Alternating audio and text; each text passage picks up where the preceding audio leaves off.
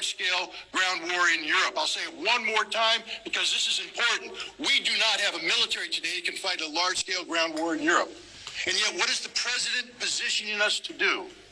Fight a large-scale ground war in Europe. Ladies and gentlemen, if we fight the Russians, we will lose. We will lose hands down. It won't even be close. NATO doesn't exist anymore. Oh, it's there as an organization. When I was in, the British had the British Army on the Rhine. 80,000 guys, highly trained. Today, they barely have 80,000 guys in their entire military. Ask the Brits to put together a brigade and send it out their island into Europe. They can't do it. They can't do it. Ask the French. They can't do it. Ask the Germans. They can't do it. No one can do it. This is why Joseph Borrell, who is the head of foreign policy for the European Union, is freaking out right now because he recognizes the trajectory that Europe's on, which implies the potential for combat with Russia. And he says Europe cannot beat Russia in a war. That's an absolute statement of fact. People talk about the Russian military today, and if you read our newspapers, you listen to the news, you're thinking these guys are just a bunch of local yokel bumblings. They can't fight. They can't do anything right. Heck, they got beat north of Kiev. The ghost of Kiev shot down all their airplanes. Those 13 brave Marines gave them the finger and told them to stick it in their ear. And, no, guys. The Russians are some of the finest, most professional troops in the world. Why? Because in the 20 years that we were squandering our resources, hunting down goat herders and insurgents in Iraq and Afghanistan, they were focused on fighting us.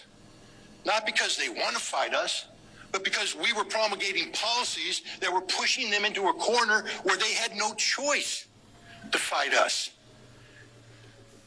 In 2008, Russia fought a short 5-day war with Georgia. It was a Russian victory, but it was a close-run thing because the Georgians had been trained for a number of years by U.S. Marines, and their small unit tactics were outstanding. And the Russians went in there, and they were getting waxed to small unit level. The Georgians were shooting, moving, communicating, outmaneuvering, outflanking, moving. And the Russians were like, what the heck's going on here? We're slow and lumbering. They had to bring in their artillery, their armor, and just grind it through. And they beat them. But they realized we got a problem here because that's a small army trained to NATO standards.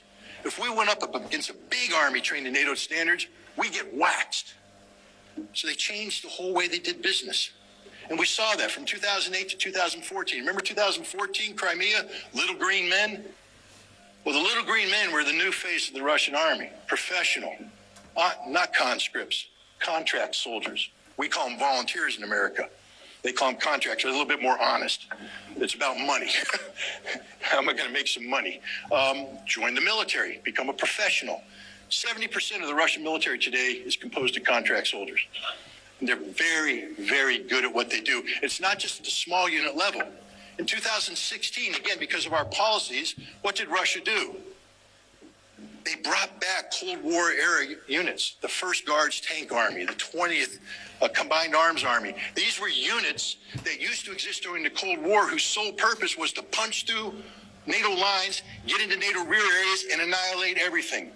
Large-scale ground combat. And the Russians brought these units back, breathed new life into them, gave them new equipment. They're there. The Russians today are organized to fight large-scale ground combat in Europe. And when I say organized to fight, that means organized to win. How do we know this? Well, we see it right now, ladies and gentlemen. You can talk about the Ukrainians all you want. I'll tell you this. Not only were they one of the largest militaries in Europe, they were one of the best equipped militaries in Europe, one of the best trained militaries in Europe, one of the most competent militaries in Europe. This is the Ukrainian army I'm talking about. The Ukrainian army was capable of defeating, hands down, any army in NATO besides the United States, maybe the Turks. But everybody else, Ukrainians would wax them. They're that good. And yet Russia is crushing them. Crushing them. That doesn't mean that Russia's not taking losses. Man, when you step into the ring with a heavyweight fighter, he's going to hit you. He's going to hit you hard, and if you're not careful, he's going to knock you out. And the Ukrainians are fully capable of delivering some heavy blows, and they have. The Russians aren't perfect. They have made mistakes, and they have paid a price. But the sign of a professional organization is your ability to adapt and overcome. And the Russians have adapted and they've overcome. Today, we have people saying the Russian army officers aren't that good, their army's not that good. The battalion commanders that the Russians have on the ground in Ukraine today are the finest battalion commanders the world has ever seen. These guys are doing miracles. America's battalion commanders would do well to study what these guys are doing. How you lead from the front, sustain combat operations for 100 days, and you get better, not worse. That's sign of a professional. The Russians are winning, hands down, and they are going to win, hands down. There's nothing that can happen to stop this. Nothing. But there's a problem. We can make the cost for Russia very high. We can make it so high that it actually becomes painful. And if we make it too high, then we have what we call a game-changing moment. And we're on the verge of reaching that. We're providing the Ukrainians with weapons that are not going to change the outcome of the war. They are not. HIMARS is not going to change the outcome of the war. The M777A2 with its Excalibur round is not going to change the outcome of the war. Even if they get the Harpoon anti-shipping missile, it's not going to change the outcome of the war. But what it will do is kill Russians. And it will kill Russians in large numbers. And this will make it more difficult for Russia to win its victory in a reasonable time frame. It'll drag this conflict out. Now, Russia will win, but the price that will be paid by Russia will be very high, and the price paid by Ukraine will be even higher. And for all the people that say we have the little Ukrainian flag on our thing, we've identified ourselves, go to hell. Because if you care about the Ukrainian people, if you give a damn about humanity, then you'd want this war to be over today. Because all that's going to happen between now and the inevitable termination of this conflict is tens of thousands of Ukrainians are going to die. The Ukrainian infrastructure will be destroyed. But that's not even the worst that can happen. The worst that can happen is when Russia decides that America has gone too far. You see, this is not a war that's being fought in Ukraine. It's a special military operation. You should probably look into what that means. It means that Russia's carrying out pretty much a punitive police action to punish Ukraine for 8 years of violence inflicted on the Russian population of the Donbass. This was not a war of conquest. This was not a war of domination. Yes, they did some things in Kiev to shape the battlefield, but the primary objective is to close with and destroy 60 to 100,000 Ukrainian troops that were threatening Donbass. And the Russians are achieving that as we speak. But the price that they're paying is very high. And we're treating it as if it's a war. We have a defense secretary who has said that the purpose of the United States is basically to bleed Russia dry, to achieve a strategic victory by making the Russians pay such a heavy price that they are no longer able to threaten Europe. Well, if you're a Russian listening to that, what are you thinking?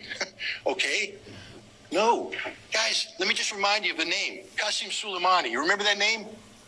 Qasem Soleimani was the Iranian general who provided weapons and training and assistance to Iraqi insurgents while we were occupying their country, and he's credited with killing 500 to 600 American soldiers as part of this. And we hate him so much. We hate him so much that we assassinated him. We held a grudge and we killed him. Well, you know what? We are Qasem Soleimani now. We are doing what Qasem Soleimani did to us, but this time we're doing it to the Russians, and they're paying an even heavier price.